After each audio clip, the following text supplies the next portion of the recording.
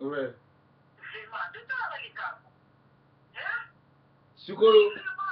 Siko lobini ni foti to pesa foti pa na bato bazo bamboke bongi bato ba baboke Kinshasa.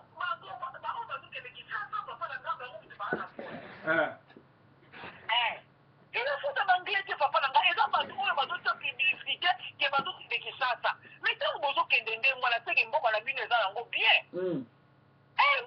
Bien. Mais sikoyo mpenza soki balobi ke bazongisa baoyo bazanga mikanda baoyo baza nango omo batima libela bazolinga mpo bazonga sikoyo baoyo bazangi mikanda bakozonga. Sikoyo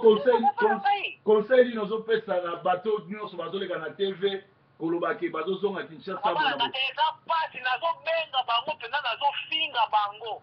nazobenga bango dernièrement nabengaki Pasteur Nzobila nayebisi ye nga nalobi ke Johnson Keto bino bato tolandaka Johnson Keto aleki samedi oyo kaka alobi ke bato bakendaka na ambassade bakendaka kosanregistraka sikoyo mobali na ngai kutu alobi me bato baza mpena baboma obende bokende soki boke na ambassade boke koenregistre peke bondimi gouvernement oyo aza en place mais ntango bondimi gouvernement wana te bozoboya ye ndenge nini bokokende kosanregistre na ye sikoyo mpenza estce mpenza congolais azoraisonne mama biso to bali bino bolingo yoka biso to bati nalingaki mpo naloba na ye mabe vraiment nabengi ye oyebi ke ayamba foni te natikili ye message abike bino bato tolandaka tala sikoyo news sikoyo tosala sikoyo nini tosanga ye réponse wana areponda te eloko moko mpe te naye komona ke atuka mpenza bato oyo ozotanga bakombo wana baza bato oyo bazotravaille na Ebola TV donc baza bakolabo bazalaki na biso bato ebele bazopesa yo respect papa na nga bato ebele bazolobela mpo epai oza te moyo oyeba eza te topesaka yo raison ntango nyonso noki topesaka yo raison nga esi nabenga kombata moko nalobeli ye nga nalobi mais finalement sikoyo Pasteur Salomo aleki bio na vision oyinaka ye pamba mais nzoka ye nde motu nde aza na nzela oyebi bayinanga mpona nini bayinaka nga mpo bango bakendaka bazwa mbongo mpo baboma komba nga sikoyo nalingaka mbongo te nalingi tokombatre ti tokolibere mboka biso nyonso ti toza bakombatant toza na vision moko te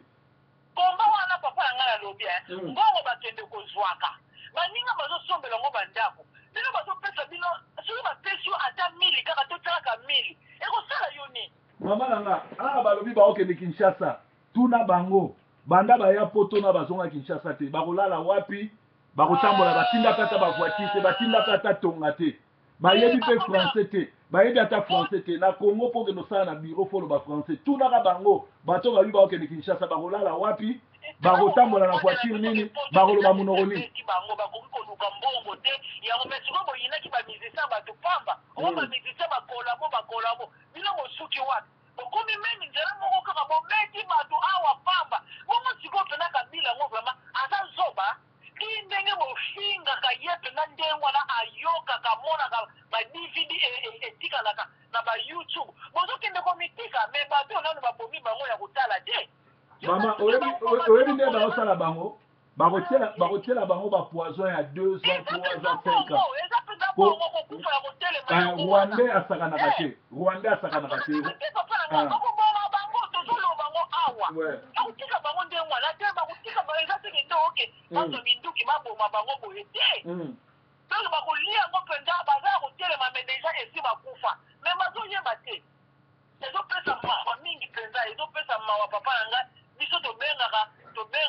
mpo ezali ke biso toza na biso bangolais mais lokola tobotama na Congo boza bacongolaise eza bongo mama boza vraiment bacongolaise parce que bobotama na Congo eza mboka na bino ngai kutu nazali kutu awa biso tozali bato ya kwelo mais sikoyo lokola ezali ke tobima na biso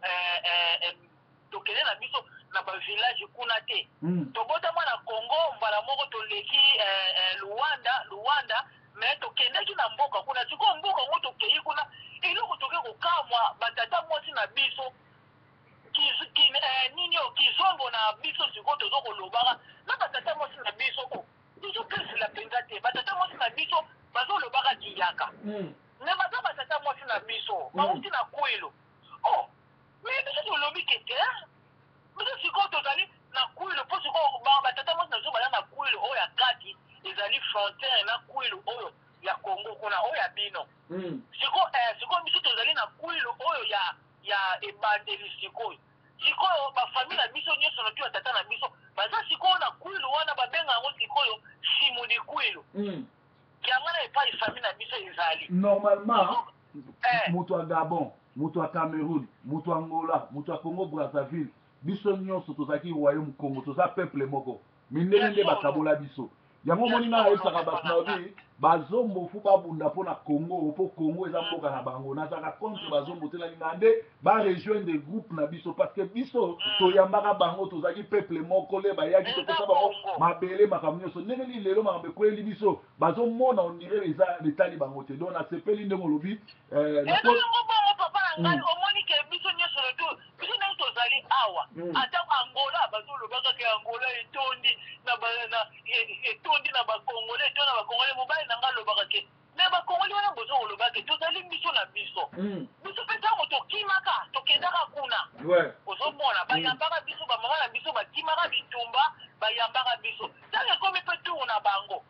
il faut sikoyo lokola ezali ke tokabwana deka kuna na Angola biso mpe lokola ezali ke bakolo mboka babengaka bango basungura biso mpe sikoyo toza bakolo mboka lokola tozali kote ya bamakela kuna bawizi sikoyo lokola tolobaka lingala biso mpe babengaka biso kaka basairense donc sikoyo biso mpe na basungura esimbaka te mpo oza esprit moko te bino boza l'esprit ya bazairwa ya bakongole mpo wana banaki sikoyo babengaka biso basairense mais koma tozala bazairese bamboka na biso yango tozotanga bakongo soki tolobi ke toloba kikongo na biso kizombo yango tozoloba mais koma bino mais te leo bamonaka biso kaka na elongi ya bazairwa bakonsideraka biso kaka bazairwa yango na omoni mokili eza nango kaka pasi merci mingi nde bobengi mpo nazosala breaking news nayebi te papa na ngai likambo te merci wana tobenga lisuza mapamba merci mingi merci bye bye bouti kolanda intervention ya mama na biso auti kobenga nazwi même temps kotuna ekombo te parce que abengaki en direct ya breaking news mpona kofélicite mosala mpe mpona kosoutenir baoyo bakokende marche ya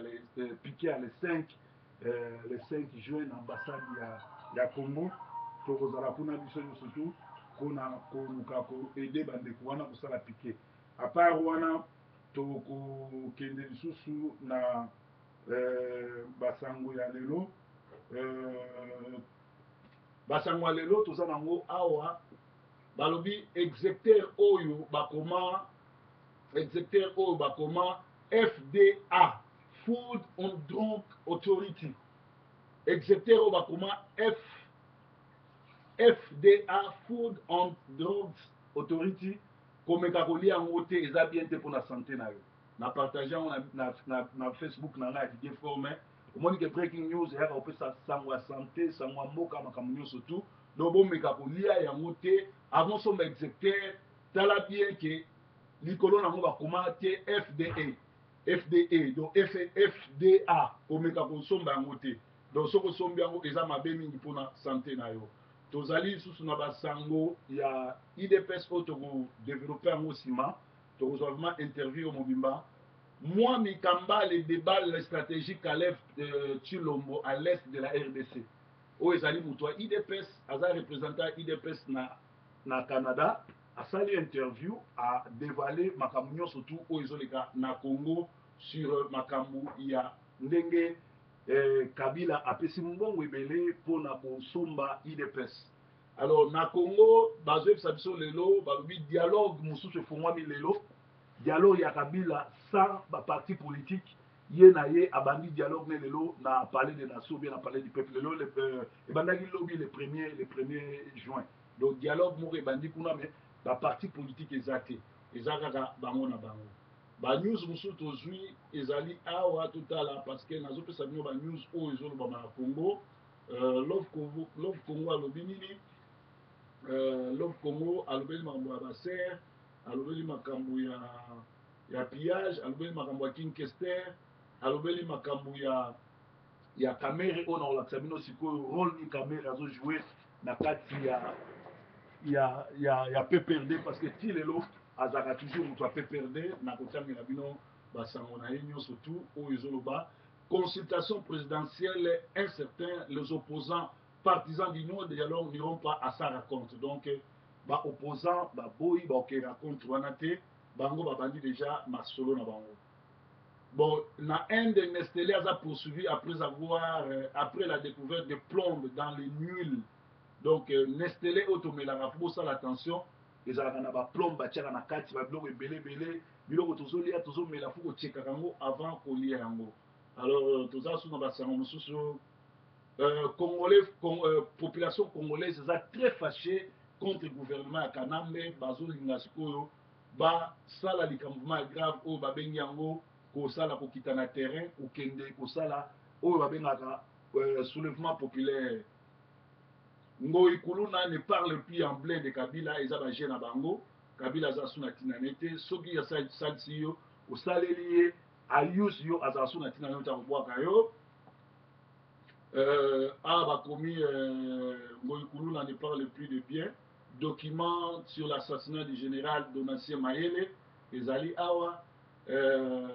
bakomi awa ouverture du dialogue de Kabila avec la nation sans l'opposition. Nous bozomona ba théâtre bozomona mutu oyo alingi ne jamais koyokela ba congolais, alingi pe jamais ko travailler na ba congolais, alingi pe jamais ba pesa chance asuka po ete abima na ndenga malamu azosala mutu makasi eza bien te natanga ba message naza nango awa avant tokota na makambo nyonso tu ya mboka oyo ezali koleka na Congo. Merci pour na bino nyonso bozobenga, merci pour na bino nyonso bozolobela breaking news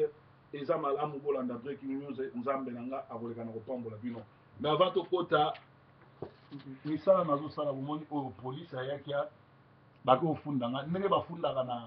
na télévision bakoki te bake na la police eloko bazobosana ke YouTube bakolo nango bazalaka na États-Unis bazalaka na Angleterre te. Donc police Angleterre aza na power te ya ko remove ba vidéo nanga to akopikisa nga. Police ayaka apesi conseil atuni qu'est-ce qui s'est passé mutu wana yo kofunda et puis la plupart ya mutu yango yoko mono Claude balobeli Claude yoko mono Claude Pilipili ou bien Claude Chibwabwa yoko ofunda o ngai Chibwabwa bazoko koselanga makambo. Mais na vidéo yo balobeli kaka Claude apamba full name no ezate ngozama ele te. Soko liko remove vidéo basalelo vidéo te changer comportement na yo. Pour nga kutu atoye na mbongo na zwaka na ngate boyi bato boni bapesi mbongo remove vidéo salabu na ko remove ango te atopesi nga $1 million na remove arate. Donc soko lingi na remove soko changer comportement na remove. Soko totali bien ser na biso signature na salaka vidéo moko oyo na tunaka ye na yambaka na solo entretien sur makambo ya sida boye na boye. L'air a changé position. Aye côté na biso na longo la vidéo wana tuna ser signature apesa nga tanga te. Ça dit nga na ndenge wana mbongo kosomba ngate. Soko changer comportement ngape na changer bizale nanga. Na changer ko changer position na yo, o changer situation na yo, ngape na changer position na nga contre yo. Donc tozo kende kotanga ba message awa o ezali awa na oyo tokomi avant tokota na makambo nyonso tu ya mboka tokomi awa ba message mosusu toza nango bato bazolela bakende kosala na kini balekaka na TV bosala ba interview nano na français bosali na ba interview na français po toyeba soki mpo na Kinshasa ba anglais te ba français so sala 10 ans en Angleterre oko s'exprimer na anglais oko luka musala tout po ba zape na bato mosusu awa malgré na village atangaki te mais awa tanga aza na mwa qualification mais siko na kini balobaka français boyo mpe bando ya poto osala 20 ans 30 ans nano ozonga tata tonga pamba otinda te kan mpe oza nango te siko leo yo ozoloba okende Kinshasa olala wapi okita kaka parti ya aéroport oyebi no kini te okesala ndenge mawa mingi mpona bino donc eza mawa mingi baforce commune ya maluku tolobelaka yango lisusu te mpo bafuti bafaux combattant mbongo ebele badistraire bacongolais na masolo na bango okita kini ya bozobaka na bolandaka bango su te Alors toza susu na message mususu awa oyo ezolobela l'ONU doit arrêter l'infiltration rwandaise à l'est où les Rwandais massacrent les Congolais, dépeuplent l'est des Congolais pour le peupler des Rwandais, Ougandais. Kabila fait la haute trahison en infiltrant les Rwandais dans nos forces armées. Donc, eza mawamingi. Donc, mawamingi vraiment pour nango. Eza mawamingi pour nango. Toza susu na message mususu awa force commune tolobela susu masolo ya oyo tobetaki yango deja toza lisusu na masolo mosusu awa oyo tozobeta awa ezali bakolabo babimisi maseke na Londres epesi plutôt pale mpo bato tu basiliki bacomprendre ke bato wana baza baennemi ya Congo. Après lisusu tozobeta masolo ya tolobaki ser na biso signature banda tosolola Kimi Ekota aza lelo na kati ya masolo aza très bien. Masolo mosusu yali awa oyo tozobeta awa ezali tozotanga makambo tu bato bakomaka oyo tozotanga yango natangi deja tolobi marche monene obie piqué ezali liboso ya ambassade ya Londres ya Angleterre liboso ya ambassade ya Congo na Londres ezala le 5 juin na 13h adresse ezali 49 Great Portland Street London postcode ezali W1 WTLT. Donc wana sina lobelaki yango mama bengi toza lisusu na message mosusu awa polo alobi bima na milia basataniste mwasi nyonso tu oyo azokende église amoni ke bateyaka bien te amoni ke balobaka makambo malamu te aza na droit abima même pasteur même mobali na ye aza kuna ye fo abima po eza malamu te mpo na ye mpe mpo na bana. Message mosusu toza nango awa ezali nazoluka ngo natanga yango parce que eza très important sur rôle ya Vital Kamerhe awa tozolobela yango yango nazwi yango tozolobela masolo oyo kitoko bolanda yango ekozala malamu. Tozolobela masolo oyo ya Vital Kamerhe tolanda yango parce que nazotanga yango awa eza mwa molai makambo akomi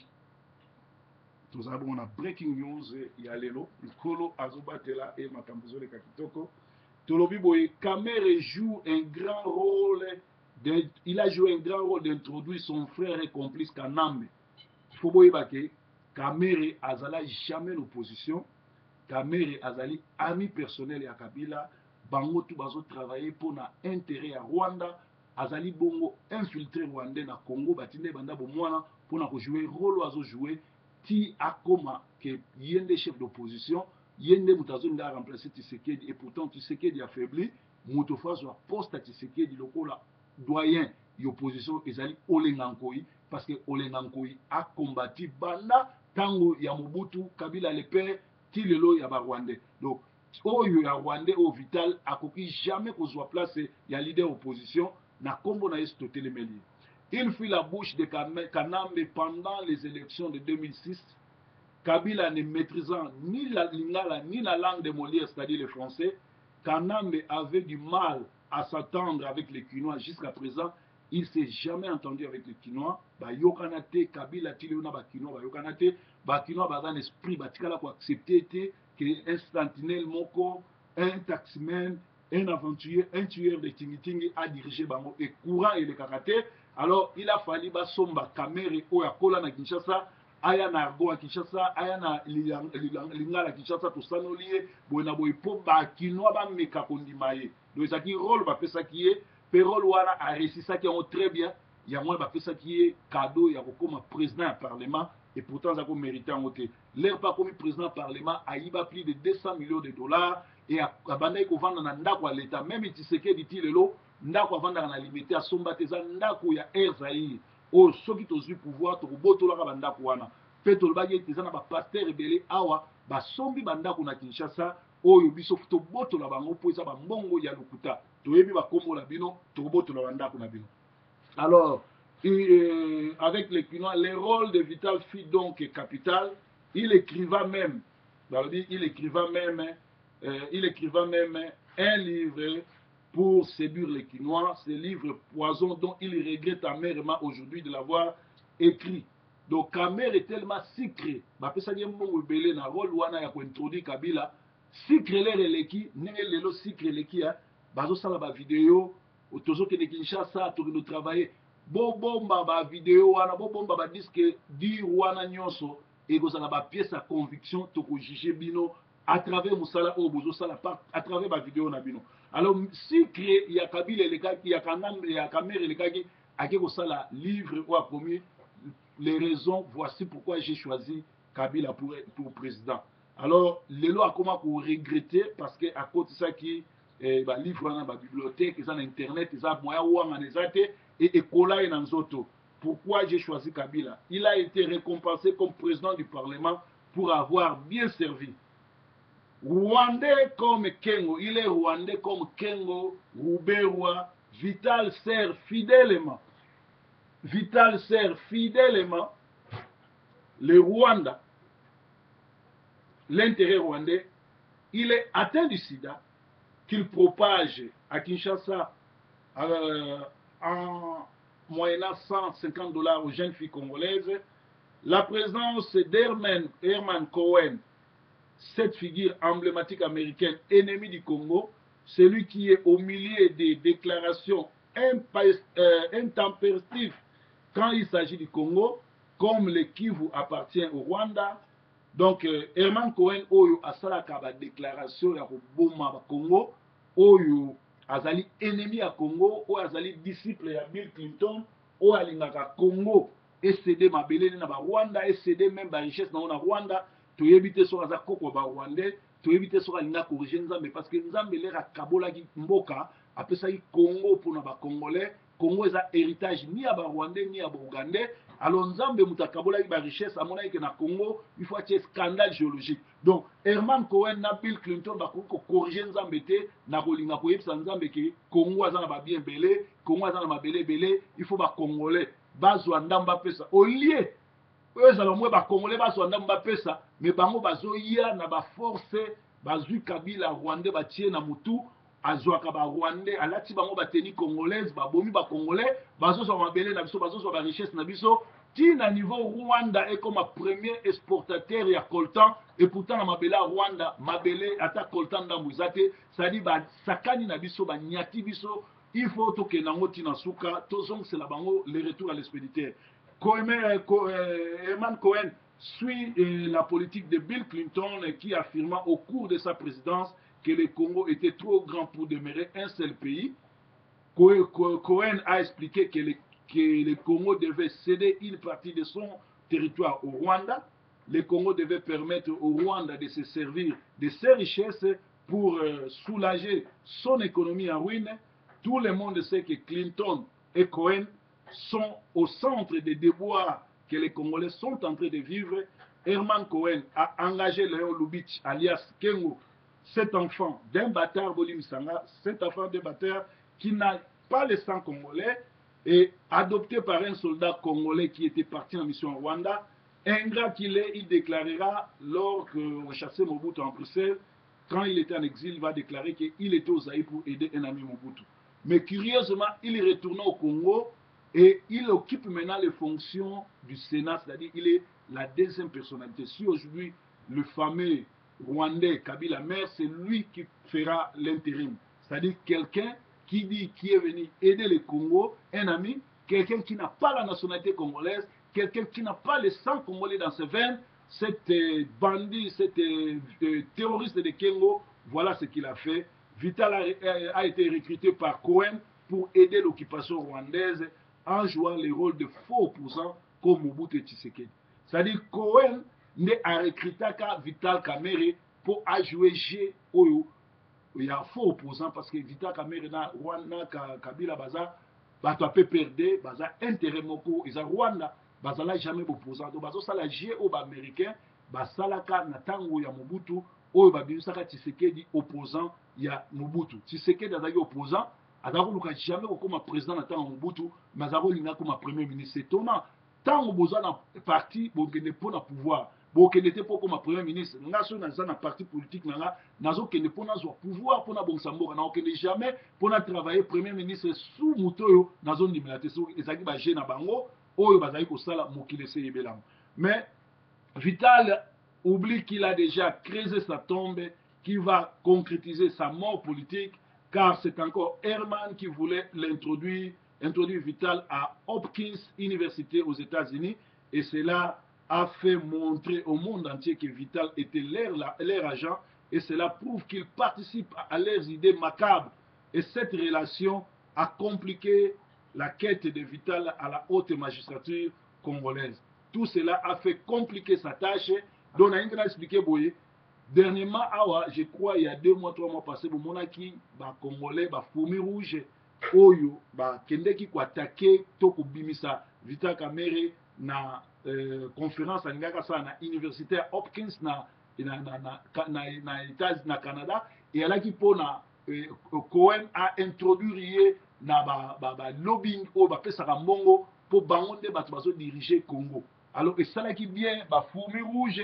kitaki kuna humilier Vital Kamere pour na relaxer qui a cause à la jamais président Congo pour y azali rwandais et congolais balagité donc et compliqué qui tâche naie pour akoyi kozala président Congo te. Alors eloko ni ezo sengela biso eloko ezo sengela biso congolais biso o tozali awa na kati ya mboka esengeli toyeba ke mokili oyo esengeli tosala résistance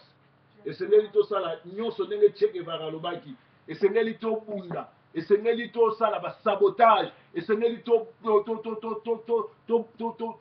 tosabote appareil de l'état même kotinda mbongo te na western kotinda mituka te parce que mituka leo tozotinda ezali bongo tozosoutenir na gouvernement wana ngai lobi kutu nazalaki na dîner awa na sénégalais moko mpona bandoki noteka biloko na nga na sénégal mpo kuna mai eza moins cher makambo nyonso to eza moins cher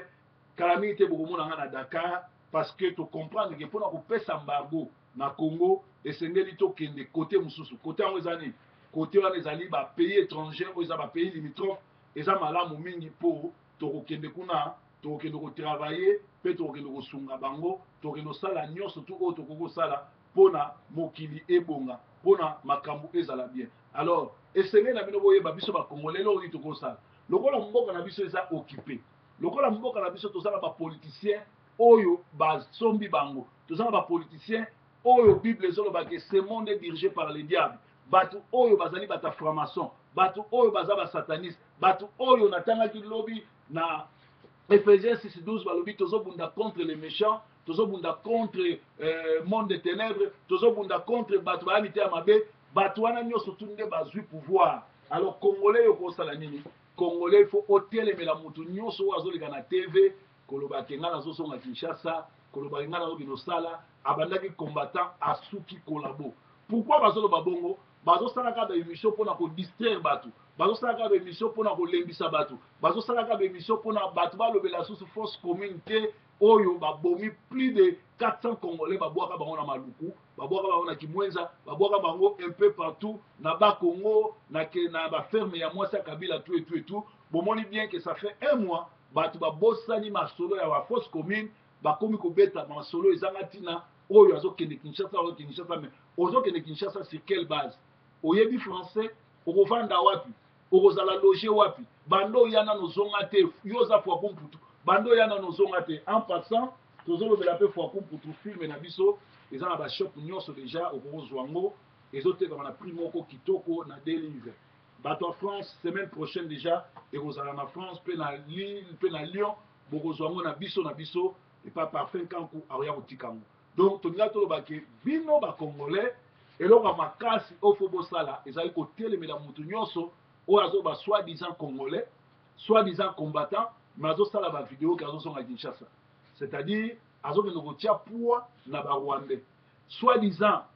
journaliste azoleka na tv mpona kokumisa ou bien kolobela makambo oyo ayebi te oza religieuse te oyebi makambo ya bible te lobela buso bano ozoleka na tv parce que nga nde naza boye babenga ngai naza na batexte message tout oyo bienvenu songisongi abenganga na zonga na ebola tv bafuta nga 1000 livres par mois na boya. Alors tozala bato mosusu baza na elengi ya tv alingi kaka aleka na tv alingi kaka bamona ye mais mpo bato bamona yo fozala eloko ya koloba soki ozala eloko ya koloba te okebi lobaloba ekokitisa omoni tv esala nini tv ematisaka tv ekitisaka ngai soki lelo bainternaute ya monde entier bazolanda nga soki lelo naa na succès mpo nayelaka bino makambo eza concret soki nayaki kosala kifanfaron mbele ekitisa ngai lokola babiloko tu oyo bamenase ya la police oyo omoni oyo date ya mokolo nini ozomona ngo date mokolo nini ozomona la police baye mpona nini nabomi mutu te nayibi mutu te nazwi mwasi ya mutu te bake kofunda nga ke makambo nazoloba na youtube elekaka lisu te makambo nazoloba na facebook elobaka lisu te mpo ezoderange bango siko botala baémission na nga nyonso tu baémission na nga nayaka kolobela nini nayaka kolobela congo nayaka kodénonce le mal e bato wana nazodénonce nazolinga bango mpo bakota lola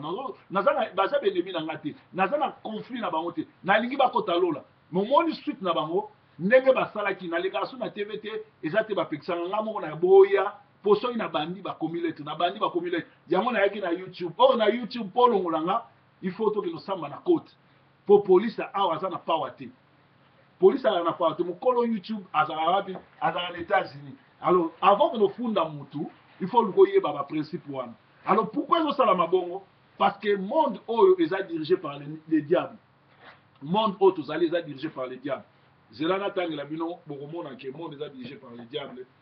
tozokende awa na masolo oyo nasali badécouverte parce que nga naza mutu oyo nasalaka barecherche pourquoi l'Afrique doit se débarrasser de la franc-maçonnerie à Paris en Afrique pour la première fois en 1781 pour na nini na Afrique il faut to boya franc-maçon franc-maçon eza secte eza binzambi ezali soloka ezali kisi ezali bondoki ya mindele baye nango na Afrique eyembala liboso na 1781 la franc-maçonnerie doit être considérée par tout Africain soucié de voir une Afrique libérée comme étant son pire ennemi. Franc-maçonnerie pour l'Africain nyonso oyo azoluka Afrique ezala libérée ou azoluka Congo ezala libérée il faut monango lokola nini lokola ennemi na ye pona nini parce que na kati ya franc-maçon tozomona awa comme son ennemi tozomona awa comme son ennemi zelanga tangango parce que na komi makambo surtout awa comme son ennemi. En effet, comment pouvons-nous dissocier la souffrance du peuple africain à la franc-maçonnerie lorsqu'on sait que tous les chefs d'État africains sont francs-maçons? Comment tu peux kabola pasi africain na franc-maçonnerie? Donc, pasi africain et outil na franc-maçon. Afrique est en mbongo ebele. Ba président africain ba futaka mbongo ebele na Europe. Bota la Kadhafi Sarkozy abomi po yem ta soutenaki campagne à Sarkozy. Congo efutaka mbongo ebele l'étranger. Ba président na nyo surtout ba futaka mbongo ebele bolanda documentaire Jean Bedel Bokassa sala, documentaire ba président ebele ba Bongo, ba Mobutu basala, c'est-à-dire ba africain ba européen ba yaka kozwa mbongo en Afrique. Mais mbongo wana olie ba konzi na biso ba bongisa Afrique, ba bongisa ba situation sociale na biso, non, parce que franc-maçonnerie eza ba contrat oyo mindele ba signé na ba président africain, c'est-à-dire to pesi au pouvoir yokomisa ba peuple no esclave ba nyokwama bazala na pasi mais mbongo nyonso to tindela biso la plupart ba président africain omona ba mbongo na bango ba botola yango na Suisse ba botola yango na États-Unis ba botola yango na France ba ndako na bango ba château na bango ba botola yango alors eza na tina c'est-à-dire eza grande escroquerie oyo mindele ba mema na Afrique alors tolobi boy c'est même on nous ment non c'est ça.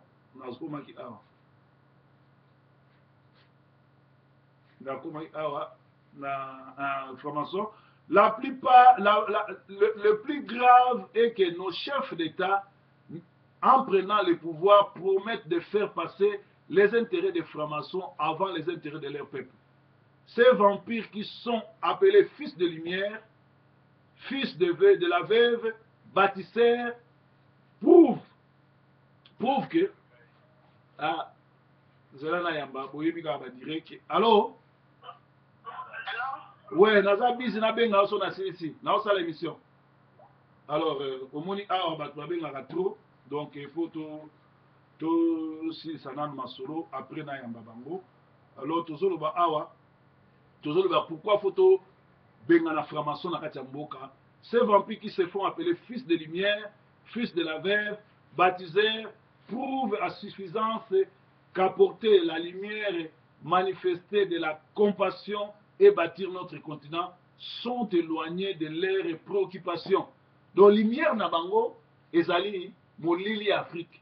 Émancipation te kotonga te ninte tala Afrique du Sud de batonga, tala Namibie de batonga, tala Gabon de batonga, tala Algérie, Maroc, tala Congo, tala Zambie, tala bamboka na biso ndenge eza pasi. Alors ezali mawa mingi, eza mawa mingi, eza mawa mingi, ezali mawa mingi. Alors je crois que bon nombre de nos chefs d'État doivent être balayés ou chassés du pouvoir, mais nos soi-disant opposants, ceux qui se disent vouloir notre bien, notre liberté, vouloir libérer le Congo, l'Afrique, vouloir une Afrique développée, sont aussi des francs-maçons. Alors, mes chers amis, croyez-vous qu'ils seront passés les intérêts de l'Afrique avant ceux de la franc-maçonnerie?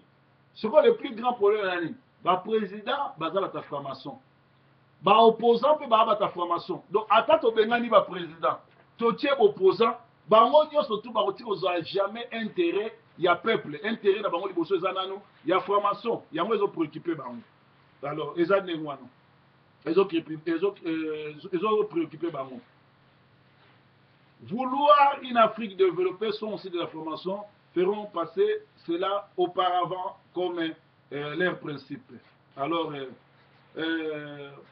le poste de pouvoir est dit devenu le système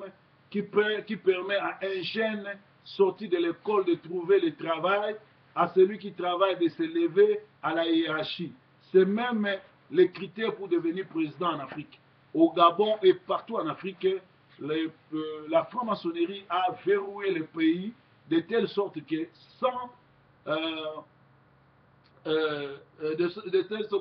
être membre de la franc-maçonnerie, tu ne peux pas monter de grade et surtout pas devenir président de l'Afrique, président dans un pays africain. Donc, comme président de l'Afrique africain, si vous êtes membre de la franc-maçon, même comme tu as grade, il y a un Kinshasa, bana basi lelo, ba komi na ba jeep, bana mibali ba komi ba PD, bana basi ba komi ba lesbienne, bana basi ba komi ko boma batu, ko boaka bazeni po ba koti na franc-maçonnerie po ba tout monde. Donc, au Congo, commenter, au Congo, mata grade, au Congo, on cause, au Congo, ça la succès, même la musique, pour na sans colika na franc-maçonnerie. Alors,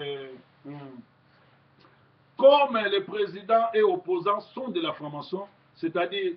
ils nous traitent comme leurs jouets. Or, Jésus-Christ nous a prévenu que ce monde est sous le diable. Il nous a laissé une prière qui changera tout, mais ce que nous ignorons tous, c'est notre Père qui est aux cieux, que ton règne vienne. C'est-à-dire, seul le règne de Dieu nous sauvera. Alléluia. C'est-à-dire que, Namboka oyo, namokili oyo, okoyi kosala eloko moko te, okoyi komata te, okoyi kotombama te, soki oza moto ya franc-maçonnerie te. Yango wana Bible ezokisa biso, Jésus baye kone batuni ye, tosala ndenge nini mpo tokota na bokonzi ya likolo. Alobi ntango nyonso bozala na problème, bobelelaka notre Père qui est aux cieux, que ton règne vienne, que ta volonté soit faite sur la terre. Règne ya Nzambe foya, règne ya Nzambe ezali justice, règne ya Nzambe ezali amour, règne ya Nzambe ezali kolinga molinga, règne ya Nzambe ezali travail pour la moto nyonso. Alors soki tobeleli règne ya Nzambe te, tokobanda kolelaka mikolo nyonso, tokolelaka na monoko ya mboka, eloko moko ekosalama te mpo bafranc-maçon bakotikela biso kado te. Alors ezosenga na mwana na Nzambe nyonso tu akota mpe aluka règne ya Nzambe. Ezosenga na mwana na Nzambe nyonso tu atika bokonzi na Nzambe ya. Yango monaki ale moloto oyo azali moko ya baprofete ya Nzambe alobaki Jésus-Christ roi du Congo. Hymne national ekoma nzembo ya Congo na soleil levant to na moto yaka. Alors, soki boyoki nzembo ale moloto, soki boyoki mateya ale moloto, bo comprendre dimension nini Nzambe azali kosalela mosali wana. Tala lelo bazo salsoni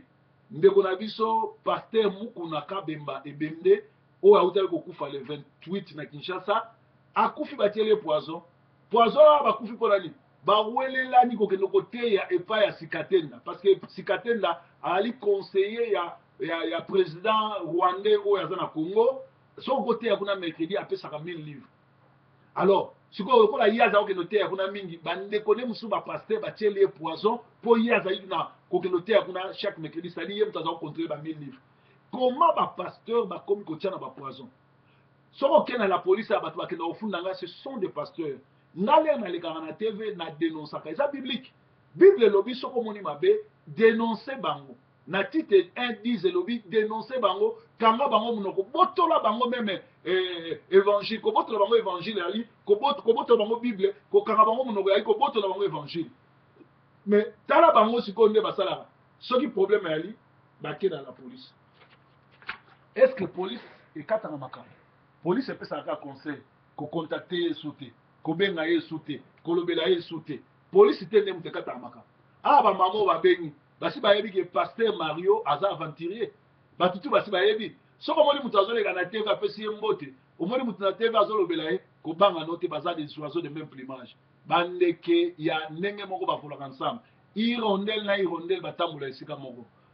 nani tchaku na tchaku batambola esika moko, aigle na aigle batambola esika moko, magorodo pe na magorodo basota esika moko pe ya ndenge moko, ntsota na grenouille batambola esika moko, bakosota esika moko te. Donc tokomi na ngonga oyo toyeba eloko nini tolingi, toyeba ndenge nini ya kolibere mboka, tokolibere mboka na eloko ya liboso na conscience. Oyo nga nazosala eza éveil patriotique, kolamusa bino, kodénoncer le mal. Tant nazodénoncer le mal, po yo okende kuna baboma yo te, po yo okende kuna babebisa vi na yo te, babebisa bana yo te. Mama moko abengi ngai azalaki na problème na mobali na ye, breaking news ya lobby ya lendi elelisi ye, abengi ngai abi papa siko nasani ngai abi bo lokola papa atindaki yo awa na bana yo okoti na loyenge eloko ya liboso benga esenga sori mpe luka sikoyo osala voyage na yaya. Soki mama wana ayokeli nga papa wana azongi, un foyer sauvé. Un foyer sauvé, c'est-à-dire bana bakotelengana te, bana bakomela drogue te, bana bakosalaki ndumba te, bana bakosala eloko monte. Ntango nasalaki message ya Charlie bamama ebele babengi nga babi papa merci tasa tokomo contrôler bana nzoka Charlie wana ezali besprit mabe, ezali makambo mabe, merci ndongo olobeli biso. Awa pe lelo nalobeli bino sur exécuteur oyo balobi bokeba nango exécuteur yango bazoloba kolia exécuteur te oyo bakoma FDA avant les exécuteur tala so moni bakoma FDA kolia yango te po ezali exécuteur eza na drogue na kati eza mabe pour na santé na yo. Ça veut dire que breaking news eyaka kofinga mutu te, eyaka kotiola mutu te, eyaka kosambusa mutu te, eyaka kopesa solution na ba problème congolais. Mutu akoki kolinganga kaka mutu aza na bonzambe. Alors nalobaki napambolaka na ba ennemi, napambolaka na ba oyo bayinaka nga, napambolaka na ba oyo baboyaka nga, napambolaka na ba oyo bafingaka nga, napambolaka na ba oyo balakilaka nga mabe, po nzambe na nga azali na bomoi. Alors nzambe oyo abenga biso azali nzambe oyo akozalaka toujours na biso, azali nzambe oyo akobatelaka kaka biso, azali nzambe oyo akolingaka biso po tozosalela mosala na ye, azali nzambe ya justice. Yebango na justice ya nzambe, nzambe akondanaka jamais mutu azali victime te. Soki ozali juste nzambe akoprotege yo, mais soki ozali coupable nzambe akopunir yo. Tolanda ti ya Congo nakwanzila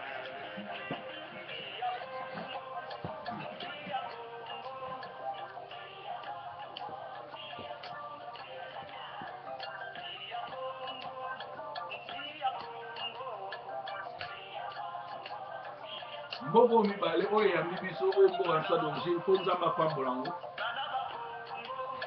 Bana bakongo batelema, bana Congo c'est-à-dire ezali bakongolais, bashwaini, bangala, baluba, bakongo botelema tosikola mboka Congo. Dibutu ya Congo ezalisi lisanga ya Congo, eza église noire te, lisanga ya Congo. D'ailleurs Yesu Kristo azalaki noir.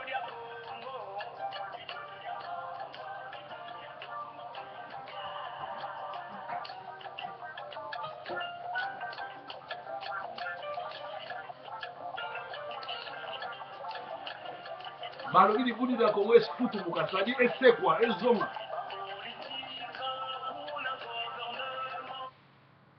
bapolitique na gouvernement tosangana tosalela nzambe eozala bien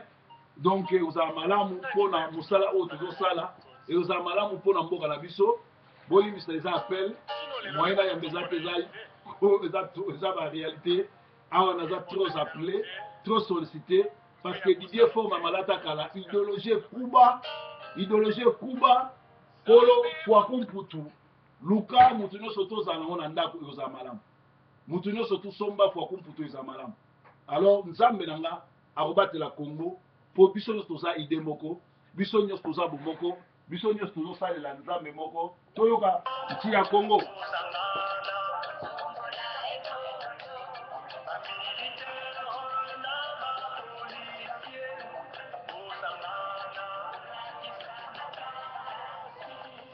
bamilitaire na bapolisier tosangana tolakisa makasi tobengana barwandais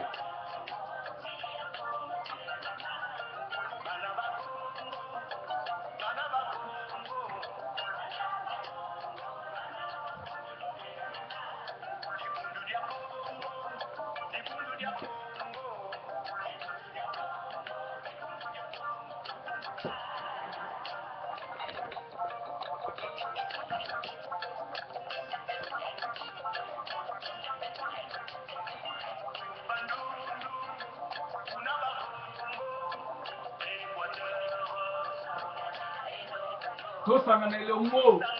on s'en fout de collabo nakwandila nzambe apambolo mpona barévélation ya boye nti ya Congo telema mwana Congolais telema bundela mboka aba bakolabo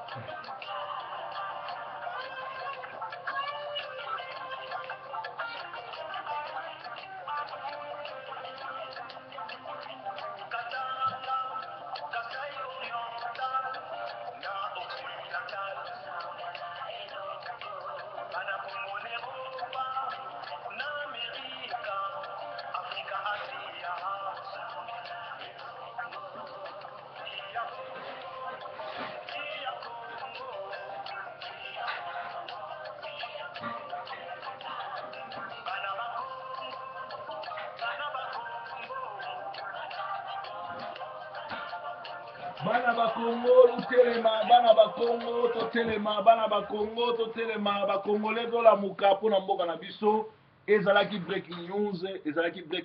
en direct ya Mongalema avec Proverbe 30-30 mokonzi ya bapaster Didier Forme amalata kala tolobaki somba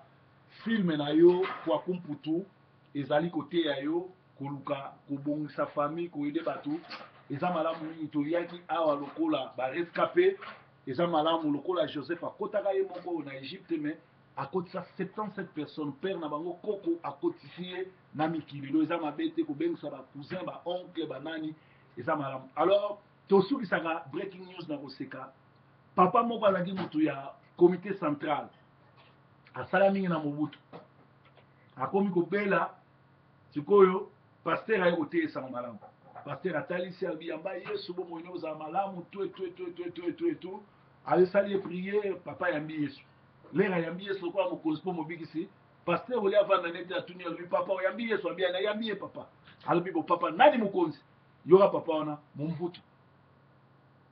Mobutu elakisi ni Mobutu donc po azali moto ya comité central mpo na ye mokonzi ye ayebaka eza Mobutu paster azonga bi oui papa Mobutu azalaki mokonzi asi akufa tout mais nazoyebi soki yesu kristu nde aza mokonzi ye nde akela likolo na se ye nde aza nzambe ye nde asalaka nyonso soki ondimi ye opesi bomoi na yo awa okokufa mais après okosekwa mpe okovivre sans millénium okovivre yango oke nalola kuna biloko nyonso eza ya nord bakiti ya nord kolia na bakambo nyonso tu papa alobi nandimi makambo wana nyonso tu paster alobi bon lokola papa alobi andimi natuna yesu alobi papa nani mokonzi yoka papa wana Mobutu c'est-à-dire papa wana mpo na ye azalaki na mokonzi mosusu te mokonzi azalaki Mobutu yango nani Mobutu breaking news 0 ya ta na Proverbe 30-30 mokonzi ya mokili nyonso. Zero oyo eza boye eza te oyo ya ba 666 zero donc natie zero libumu tulu zero po ekoma soko tie boye ekomi banini wana banini bakoya koloba otala kuta asalaki yango basinya mabe zero po Yesu nde mokonzi, Yesu nde mobikisi, Yesu nde nzambe, Yesu nde le roi du Congo. Bye bye for now.